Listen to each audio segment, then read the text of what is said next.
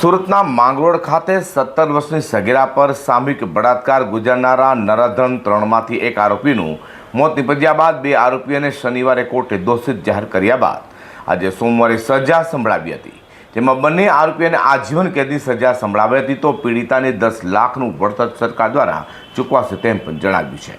સુરતના માંગરોળ ખાતે મિત્ર સાથે બેસેલી સગીરા સાથે ગેંગરેપ કરાયું હતું, જે ગુનામાં પોલીસે ત્વરિત ટીમો બનાવી 3 નરાધમ આરોપીઓ મુન્ના કરબલી પાસવાન અને શિવશંકર ઉર્ફે દયાશંકર ચોરસિયાને રાજુને ઝડપી પાડ્યા હતા।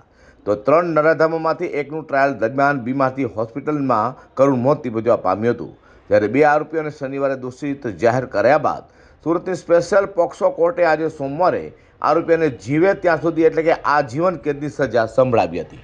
તો પીડિતાને 10 લાખ રૂપિયાનું વળતર આપવા કોર્ટે હુકમ કર્યો છે, કારણ કે સરકારી વકીલે વધુ માહિતી પણ આપી હતી। માંગરોળ ખાતે જે ગેંગરેપનો બનાવ બનેલો 8-10ના રોજ, તે કેસમાં સુરતના સ્પેશિયલ કોર્ટના જજ શ્રી વી પરમાર સાહેબે શનિવારે ચુકાદો જાહેર કર્યો અને 2 આરોપીને દોષિત ઠેરવા સજા બાબતનો ચુકાદો પેન્ડિંગ રાખવામાં આવેલો હતો। બંને પક્ષની દલીલો પૂર્ણ થયા બાદ આજે નામદાર કોર્ટના ન્યાયાધીશ શ્રી પરમાર સાહેબે ચુકાદો જાહેર કર્યો છે। તે પ્રમાણે BNSની કલમ 72 એટલે ગેંગરેપના ગુનામાં બંને આરોપીને આજીવન કેદની સજા ફટકારી છે તથા 5,000નો દંડ કર્યો છે।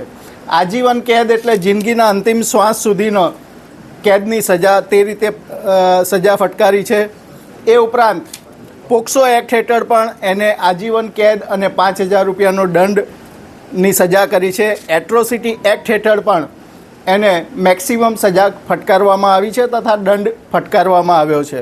સાથે સાથે ભોગ બનનાર પીડિતાને વિક્ટિમ સહાય યોજનામાંથી 10 લાખ રૂપિયાનું વળતર આપવું તેવો પણ હુકમ કર્યો છે।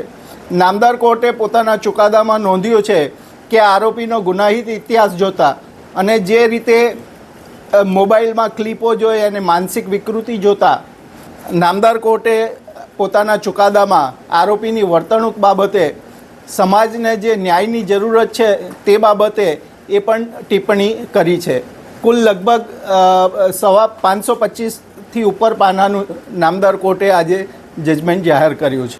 સુરતના પોક્સો કોર્ટ ગેંગરેપના 2 આરોપીઓ આજીવન કેદની સજા સંભળાતા પીડિતા અને તેના પરિવારજનોને ન્યાય મળ્યો હોવાનો અહેસાસ કર્યો હતો, જોકે આરોપીઓને ફાંસી મળે તેવી માંગ પણ કરાઈ હતી।